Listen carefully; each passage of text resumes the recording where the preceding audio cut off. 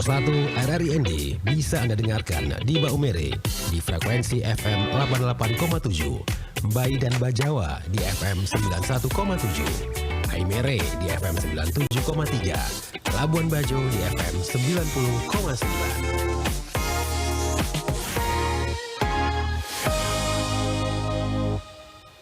Baik pendengar Pro 1, terima kasih setia bersama kami di Florata pagi ini. Untuk Anda yang baru bergabung bersama kami ya, selamat bergabung. Dan topik kita yang kedua pendengar itu terkait dengan KPU NTT siapkan topik isu lingkungan dalam debat calon kepala daerah di NTT 2024. Dan di ujung telepon sudah bersama kita Ketua KPU NTT Bapak Thomas Doho.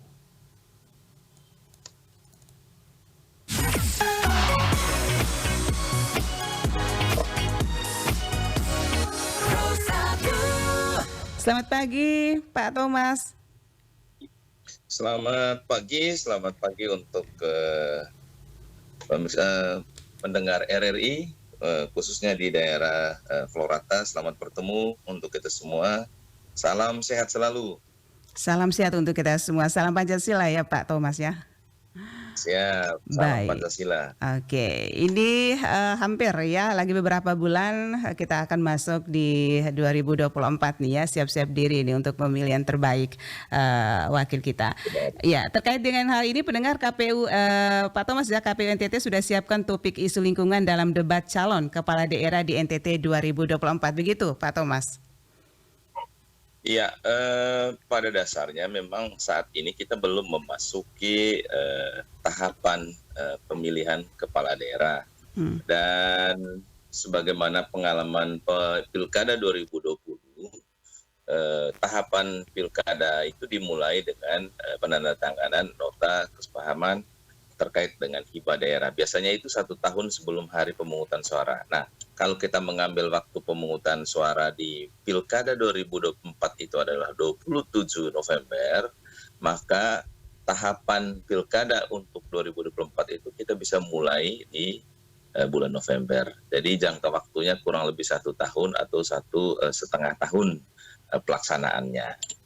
Nah, berkaitan dengan topik yang dibahas pada hari ini, memang diberikan kesempatan kepada semua ya, bukan hanya KPU Provinsi NTT, semua penyelenggara pemilu, khususnya terkait dengan pelaksanaan kampanye.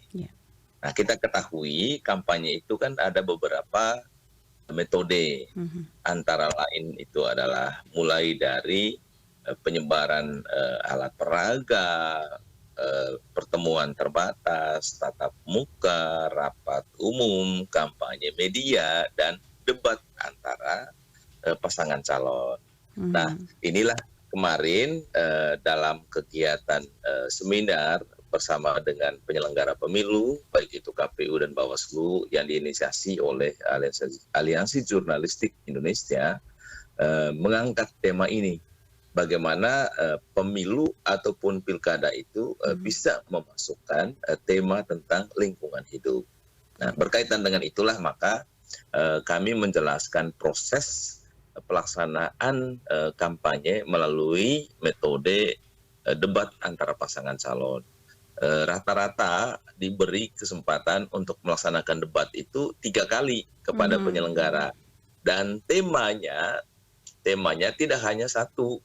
Baik itu misalnya tentang pembangunan fisik, pembangunan manusia, lalu kesehatan, pertanian, ya termasuk juga isu lingkungan hidup. Nah, ini menjadi kebutuhan bersama ya, tentang lingkungan hidup itu kan kebutuhan bersama. Kalau itu yang pertama. Yang kedua bahwa memang kita sadari pelaksanaan pemilu atau pilkada dari sisi waktu kita menggunakan atau melaksanakan dalam durasi waktu yang cukup lama. Misalnya untuk pemilu itu kita melaksanakan durasinya kurang lebih 28 bulan.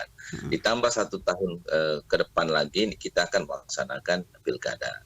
Lalu kita menggerakkan sumber daya, baik itu misalnya dari provinsi, kabupaten, kecamatan, desa, kelurahan. Nah, di antara tahapan dengan durasi waktu yang lama, kita akan mengorganisir juga pihak-pihak lain yang terkait. Maka di sana juga kemungkinan kita menggunakan bahan-bahan tertentu yang kiranya itu juga berkaitan dengan isu lingkungan. Jadi berbicara tentang isu lingkungan, di satu sisi memang kepada penyelenggara sendiri yang sedang melaksanakan tahapan pemilu atau pilkada, tetapi di sisi lain diharapkan juga nanti kepada peserta pemilu dan juga kepada para kandidat. Sebagaimana topik hari ini itu adalah kepada pasangan calon kepala daerah, baik itu gubernur maupun wakil bupati atau wali kota, untuk menjadi bagian dari programnya pada pelaksanaan pemerintahannya nanti. Oke, ya Pak Thomas, ini tahun-tahun sebelumnya juga debat kepala daerah ini juga mengangkat isu lingkungan. Apakah baru tahun ini, Pak? Isu lingkungan itu bukan hanya tahun ini. Jadi semenjak kewenangan itu diberikan kepada penyelenggara, kami tidak hanya menjelaskan sebagaimana yang saya sampaikan sebelumnya, tidak hanya menjelaskan tentang pembangunan manusia, lalu pertanian dan lain sebagainya, tetapi isu lingkungan itu sudah diangkat semenjak pelaksanaan pilkada itu, dan kita mau menggali gagasan dari para kandidat bagaimana mengelola lingkungan hidup ketika mereka menjalankan pemerintahannya. Dan karena itu diberi kewenangan kepada penyelenggara, maka ini juga harus diatur. Ada 3 kali pelaksanaan debat, dan 3 kali pelaksanaan itulah kita bisa mengatur salah satunya untuk mengangkat tema tentang lingkungan hidup. Oke, tadi dikatakan 3 kali ya, 3 tahap artinya ini. Tahap pertama ini mungkin bisa dijelaskan kapan akan pelaksanaannya, Pak Thomas? Halo? Pak Thomas? Ya, halo. Iya, masih mendengarkan RRI Pro 1 masih ya? Masih. Oke. Tadi dikatakan bahwa ada beberapa tahap nih melakukan debat ini ya. Mungkin bisa dijelaskan tahap pertama kapan akan dilaksanakan debat ini, Pak?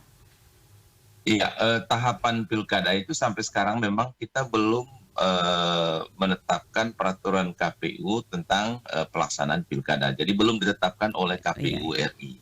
Tetapi berkaca dari pengalaman pilkada 2020, pelaksanaan kampanye itu dilaksanakan dalam durasi waktu 70 hari, 3 hari sebelum hari pemungutan suara. Nah, dalam durasi waktu 70 hari dimaksud, kita bisa membagi waktunya dengan beberapa metode kampanye sebagaimana yang saya sebut tadi. Misalnya dengan pertemuan terbatas, tatap muka, kampanye penyebaran alat peraga kampanye, rapat umum, termasuk di dalamnya adalah kampanye dengan metode debat pasangan calon. Jadi di antara durasi waktu kampanye, sebagaimana pengalaman 2020 lalu itu dilaksanakan dalam durasi waktu 70 hari sebelum 3 hari pelaksanaan pemungutan suara. Nah, di antara waktu itulah nanti akan dibagi pelaksanaannya. Nah, untuk tahun ini belum, karena tahapan pilkada itu belum ditetapkan. Tahapan pilkada ditetapkan 1 tahun sebelum pelaksanaan pemungutan suara, atau sekitar akhir November atau awal Desember 2023 baru dimulai tahapan pilkada. Oke, baik. Ya, ini yang terakhir mungkin pesan untuk masyarakat Nusa Tenggara Timur ya, terkait dengan mungkin sedikit himbauan menjaga keamanan dan juga menggunakan hak pilihnya. Ya, mungkin saya lebih kepada isu lingkungan ini ya, karena sebagaimana yang saya sebut tadi bahwa pemilu yang sedang dilaksanakan saat ini dalam durasi waktu yang cukup lama, dengan penggunaan sumber daya yang cukup besar, mulai dari provinsi, kabupaten, kecamatan, desa, kelurahan, begitu juga dengan peserta pemilu, baik itu partai politik maupun perseorangan, dan nanti akan ada pasangan calon. Diharapkan kita semua sama-sama menjaga lingkungan. Biasakan dengan kami akan melakukan himbauan kepada penyelenggara kami, baik di provinsi maupun kabupaten kota, agar membiasakan menjaga lingkungan kita sendiri, terutama dari sampah kertas dan plastik. Sebagaimana saya sebut tadi, kita banyak kegiatan yang melibatkan banyak orang, misalnya untuk kebutuhan makanan, minuman, lalu logistik pemilu. Nah, ini yang kita harapkan. Karena dalam kebijakan kami sendiri juga, KPU sudah menggunakan kebijakan paperless atau lalu pengurangan penggunaan kertas, lalu nanti kita mendorong kampanye juga meminimalisir penggunaan plastik. Nah, kita berharap kita semua sama-sama menjaga dari lingkungan kita masing-masing, mulai dari pengendalian sampah baik itu kertas dan plastik, sehingga walaupun kegiatannya itu berdurasi lama dan melibatkan banyak orang dengan bentuk kegiatannya yang berbagai macam, tetapi kita tetap sama-sama mengendalikan lingkungan hidup kita agar tetap terjaga dan terkendali. Oke, baik. Ya, terima kasih untuk waktunya pagi hari ini Pak Thomas ya bersama Pro 1 RRIND. Salam sukses selalu ya untuk Bapak bersama teman-teman. Selamat beraktivitas kembali. Baik, terima kasih. Salam sehat dan salam Pancasila. Salam untuk para pemilih semua. Baik.